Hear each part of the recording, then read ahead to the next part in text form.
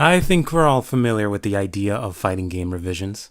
We've heard the Super Ultra Champion Edition jokes a million times. We know what plus R means outside of heated arguments. It's pretty well trodden ground. That said, DLC has been the default method of expanding and supporting fighting games for over a decade now. It's overtaken the practice of releasing separate updates as individual fighting games, although some developers still re-release their games with the DLC included, for the sake of people who can't download them or prefer physical copies. What I find interesting about DLC updates is that the delivery method seems to have influenced how these updates are structured, and subsequently, how these games are balanced. The nice thing about updates, especially updates that add characters, is that they can change the shape of the game. Minor balance patches for stuff that isn't easy to notice usually don't make a big impact unless they break something important. But bigger balance patches can bring in new players or bring back the ones who left. The effects that an update can have differs wildly from game to game, but I think that the practice itself is positive, even if the method of distributing an update can be frustrating or counterproductive. Still, the method definitely shapes the product. As far as I can tell, back when devs were selling boards to arcade owners, revisions and updates were gimmicks meant to draw people in, necessary fixes to presentation or gameplay, or something in between the two. And you can't really make people give you money for either of those things unless you can prove there'll be a draw. Virtua Fighter 2, for example, ran on an arcade board called the Sega Model 2 ACRX, a variant of the Model 2, which was modular. Part of the board had the game's ROM on it, and you could pop it out and swap in another one to get a different game. Sega made an update to VF2 called 2.1 a few months into the game's lifespan that fixed things like Shun and Leon tracking each other after using evasive moves on one another. 2.1 also introduced some things that stuck for the rest of the series, like forcing opponents into a stagger when you hit them during a backdash. Supposedly. Honestly, backdashes are so wide in Virtua Fighter 2 that the only moves that can stop them easily tend to cause knockdowns anyway. I tried recording it, but I don't know the game well enough to get that effect, and it didn't really seem to come up very often in tourney videos I've seen before. So I have to wonder how much of an impact that change made. Which kinda leads to my next point. Obviously, part of the reason this update was made was because the devs thought it was necessary, even if most players wouldn't notice all of the changes, but the other part was because they wanted to make a substantial update, one that they could justify selling, at least domestically. Putting out 500 plus boards worth of fiberglass and copper for one or two little tweaks wouldn't be worth it for Sega or arcade owners, and this was generally the approach most fighting game developers took back then, since their main circuit was arcades. To give you another example, something a bit closer to the novelty side of things, Capcom is famous/infamous for its revisions to Street Fighter 2. One revision added mirror matches and the ability to play as the bosses, another made the game faster and added balance changes and new moves, etc. etc. Capcom did the same thing as Sega, make a revision as its own board and push it out the door ASAP. Hyper Fighting in particular was put onto a set of EEPROMs, little chips that could be plugged into the board Capcom had used for Street Fighter 2 between 1991 and 92, the Capcom Play System, because the CPS2 was right around the corner. That's another thing, these updates were coming out very quickly. VF 2.1 came out somewhere between late 94 and late 95. For some reason I can't quite find the precise release day. All my sources are very vague about it, so that's my best guess, since the original Saturn port of VF2 had an option for 2.1, although it wasn't completely the same as the arcade's 2.1. Capcom, for their part, pushed out 3 updates between 91 and 92, partially to combat bootleg copies of the game and clones, and another 2 between 93 and 94. SNK's King of Fighters series didn't even publicize revisions in arcades. They just made a new game with new mechanics and reused assets and slapped the year it was released onto the end of the title. And they could get away with that because their boards were also proper modular, and owners could pop a big-ass cart into the board. The pace of these games were overwhelming at times, but they came out so rapidly because they were being belted out as fast as possible. I do kind of remember 2 notable exceptions. The 2 games that come to mind are Tekken 3 and the original Street Fighter EX. They both developed gimmicks based on time-release characters. Characters that were on the board, in the game, but they wouldn't appear until either the game had run for hours, or someone fiddled with the dip switches in the game directly. Tekken 3 released one character every 10 to 20 hours after 28 hours of operation. And Street Fighter EX released characters after 400 hours all at the same time. Now, this practice made it seem as if the games were changing over time, even though that stuff was on the boards the games shipped on to begin with. I think there were other games that used the same gimmick, but those are the first ones that I can remember. And if this sounds familiar to you, keep that in mind. Stick a pin in that. Now, with the introduction of dial-up and onward, developers also started creating patches for their games. I think I mentioned in an earlier video that DOA 4 was the first console game to get patched like that, but PC games were getting patches long before 2008. Eventually, fighting games adopted DLC, and that's now the standard. We had that initial period of on-disc DLC, which is similar to the time release gimmick from the arcades, and after that became a reviled practice, most developers have settled for putting in folders ahead of time or patching them in after a certain point and delivering the finished content later on. Now, most fighting games have some sort of post-release support, even if it's just for a month or two. Patches are made available immediately, incrementally, gradually changing the surface of the game before smacking down a major update that changes the foundation of a game. Characters and updates are planned around the demands of console manufacturers and budgeted for well in advance, with preparation planted within the game's files for updates to come. And the updates themselves, in my opinion, are built with the idea that whatever changes they bring can be further updated down the line. I've noticed, for example, that NetherRealm Studios, the main developers for the Mortal Kombat series nowadays, are infamous for the rate at which they patch their games, which is definitely more often than most other developers that make fighting games. They also tend to make their DLC characters very strong at first, and then knock them down a peg or two later. Namco doesn't update their games as often as NetherRealm Studios, but they also seem to build their characters strong and pare them down later. Tekken 7 players know this pain very well.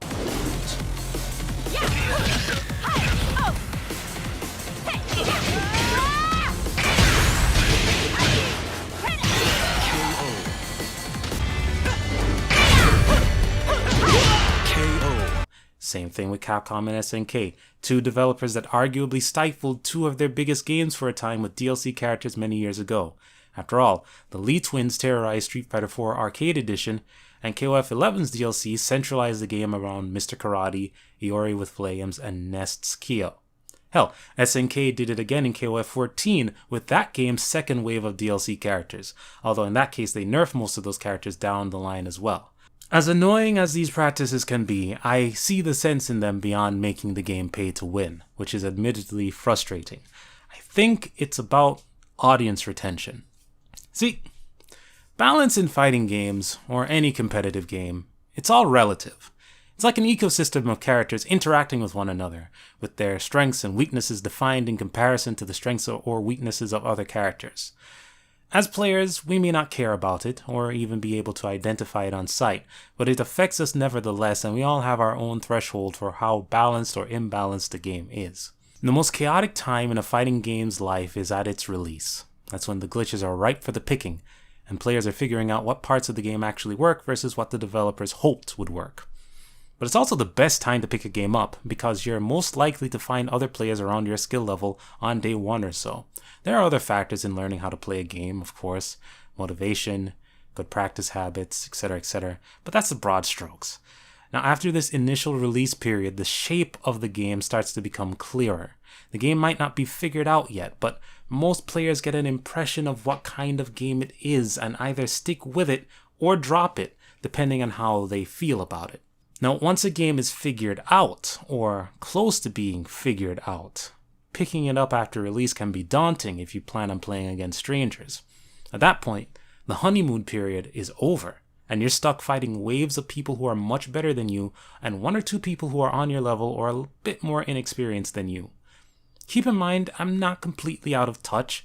I know people have rallied to put together stopgaps over the last decade or so with beginners leagues and group chats, especially once Discord began to replace forums and wikis as the de facto method of distributing guides for fighting games. But I'm pretty sure the individual grind hasn't changed that much. Now see, that's the hook of the roadmap, the season pass, the long-term support. Any significant update to a game, anything that changes it in an attractive way, acts as a foothold for new and lapsed players alike to crawl into it. The bigger the update, the bigger the foothold, and the likelihood that people will come back for it, which in turn creates an environment that can recreate that honeymoon period, if only for a short amount of time. New characters have a similar effect. Remember, character strengths and weaknesses are all relative, so throwing in a character that's different enough from the roster or changing other characters can warp the game enough to make it different, even if it's not immediately apparent.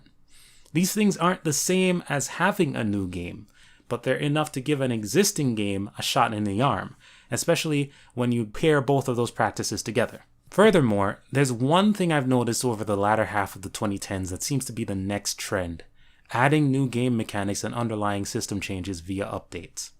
This isn't the same as changing an existing mechanic, like how Killer Instinct 2013 added stage ultra combos, or the Street Fighter IV series introduced red focus attacks or double ultras.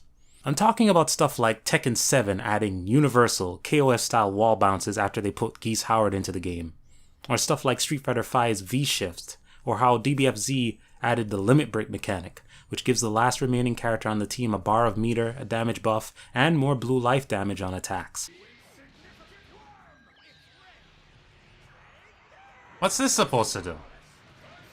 I couldn't resist. I couldn't resist trying to vanish.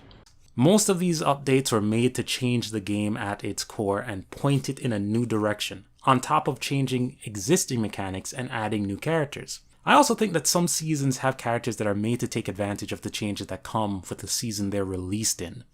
Examples would include how Season 3 of DBFZ, which introduced multiple assists for each character, also introduced a version of Gogeta with 3 assists. 2 that are gimmicks that take advantage of underlying game mechanics, and 1 that's actually good in itself. Or Battle for the Grid, that's another good example. That game recently introduced guard counters, and then put in 2 characters with great moves that lay traps on the ground, and other moves that have distended hitboxes. Sometimes it works for the better, like DBFZ Season 3 or Tekken 7 Season 2, which made their respective games more well-rounded. And sometimes it's for the worse, like Street Fighter V Season 2, where tying invincible anti-airs to metered options bogged the game down with awkward trades and lopsided offense. Or Grand Blue Fantasy's Versus first big update, which was rough for a lot of characters. Right now, Bandai Namco and Capcom seem to lean into the roadmap style of updates the most, where each season has a new meta endpoint in mind, and other devs like Arc System Works also dabble in it a bit. I know SNK did something similar with Samurai Showdown. They tweaked guard crushes and messed with block stun, although I'm not sure how that's panning out right now. I have not played this game in quite some time because, well, I want to make a prediction actually. I really think that style of updating is going to be even more popular in the future, assuming that fighting games come out as frequently as they do nowadays. More generalized or reactive updates, like Mortal Kombat 11's and Skullgirls' recent updates, can still lead to satisfying, significant changes. If I remember correctly, Mortal Kombat 11 had a custom character system with 2 stock tourney and ranked legal profiles at launch, but due to interest from the player base, they eventually let people use whatever they wanted online, which opened the game up considerably. I think certain items had certain moves tied to them, and now that you can pick and choose those moves, you are essentially building a variant of the character that you can use online. Some characters have moves tied to items that really needed it, and now that they've got it, they've seen a significant boost in player usage. That sort of thing. Stuff like that will definitely still happen, but I feel like the roadmap style will become more common, that's all. Like I said before, the roadmap method can restructure games, add new attractions for casual players, lapsed players, and new players, and provide a level of control over these games that some developers enjoy a lot. It's not better. It can be frustrating, for example, to deal with a dev pulling a game into a direction you don't like, so I can't say it's better, but I think it's more attractive for the people making these games, and as they get used to the idea, they'll probably start utilizing it more often. But that's just a prediction on my part. There's no way to tell if that's actually going to be the case until we do the long, tedious act of actually sitting through time and seeing how the future turns out. Anyway, that's that. I hope any of this made sense. I know that sometimes when I go off on these digests, it seems like weird rambling with no point, but it makes sense to me. That's why I keep putting them up. If you liked it, spread it around, since the main reason I put these up is to see if people react to it and if it makes any sense. It's certainly not because of money, because I don't get paid much for these things. Anyway, take care. Later.